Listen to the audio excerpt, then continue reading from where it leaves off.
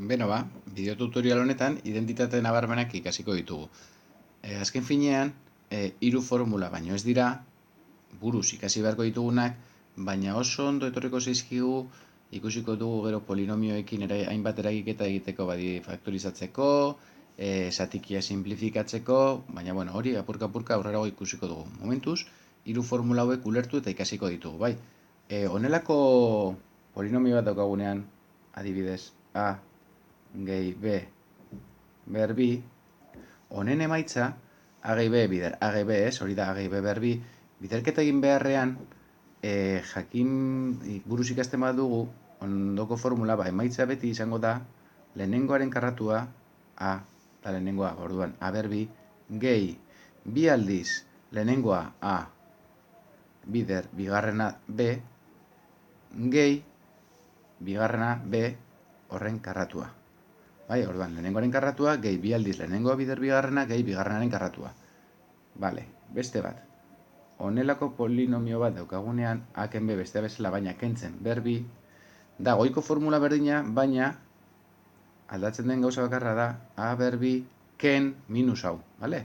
Bi a b gehi b berbi. Eta azkenengoa da, honelako polinomio bi biderkatzen ditugunean, a gehi b bider a ken b. Kasu honetan, emaitza da, lehenengoaren karratua ken bigarrenaren karratua. Beraz, a berbi ken b berbi. Bale, formula hauek buruz ikasi beharko ditugu, bai? Adibidetxo batzuk ikusiko ditugu, bai? Demagun, honelako polinomio bat daukagula. Nik hau ikusten dudanen, ja ikusten ari naiz, bi monomio, bi ekiz berriro eta lau ekiz, elkarrekin batzen eta guztia berbi. Beraz, zuzenean, okurritzen zait, bi monomio elkarrekin batzen, a eta b, a gehi b, berbi formula hau aplikatu beharko duela. Beraz, hau badakit dela, lehenengoaren karratua gehi bi aldiz, lehenengoa bider bigarrena, gehi bigarrenaren karratua. Bai? Orduan, formulatxo hau aplikatuko dut, eta formula honetan ditudan polinomioko baloreak ordezkatuko ditut. Orduan, a berbi, vale, a, ze izango da a? A izango da, zati hau eta b izango da, zati hau, beraz, a izango da bi ekiz berriru eta b lau ekiz, bai? Orduan, a berbi, beraz, bi ekiz berriru, hori da, berbi. Vale, hau, gehi, bi a b.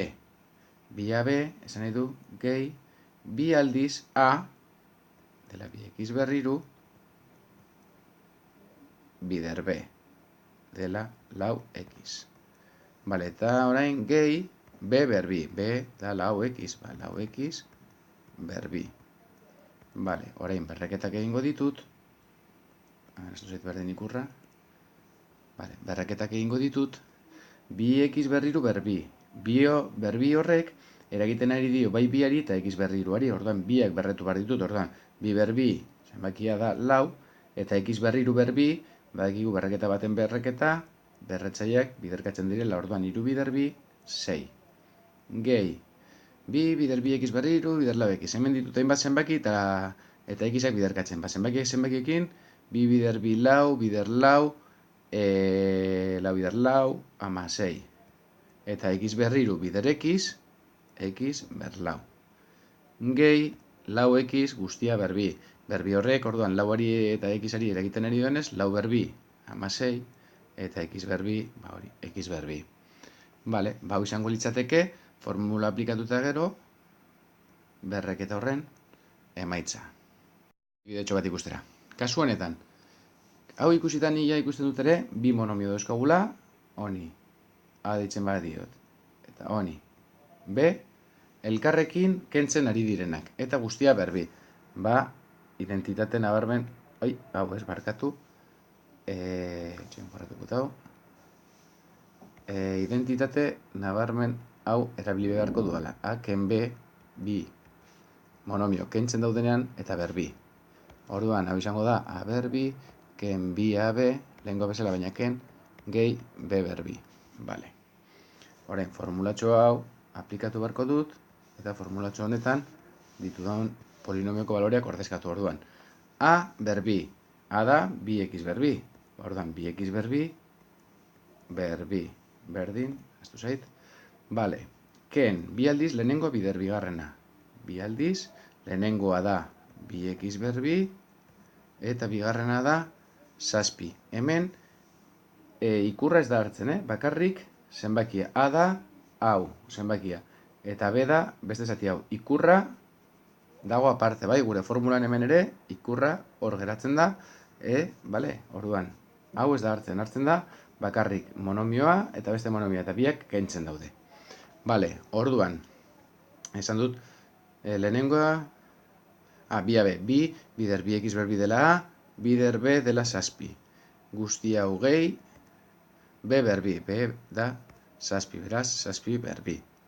Haien berraketak egingo ditut, bi x berbi berbi. Berbi honek, zenbakiari eta xari eragiten dionez, zenbakia berbi da. Bi berbi da lau, eta x berbi berbi, berretzaien arteko biderketa, lau.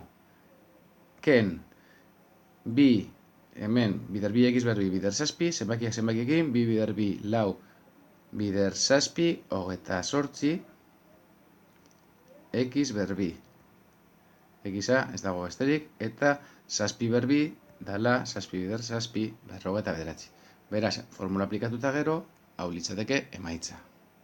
Eta azkenengo hau, ikusita, fijatzen zarete, bi binomio elkarrekin hemen biderkatzen daude, eta justo bx, hemen ere bx, honi a deitzen badiot, eta hiru hemen, eta hemen beste hiru bat, honi b deitzen badiot, bat dago kentzen, eta bestea gehitzen.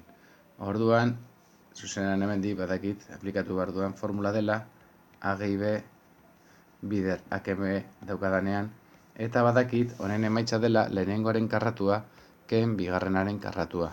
Beraz, asko errazten zaigu biderketa hori egitea. Orduan, joango naiz baloreak ordezkatzen, a berbi, a esan dugu dela bx, beraz bx berbi, ken b berbi, b da iru, beraz iru berbi, ikurra ez da hartzen, b da iru, a da bx, berdin zaigu ikurra. Bale, orduan hau askatzuz, bx berbi, berbi horrek bi eragiten nahi dut, zenbakia berbi lau, eta x berbi, hori x berbi, ken bederatzi, hau litzateke emaitza.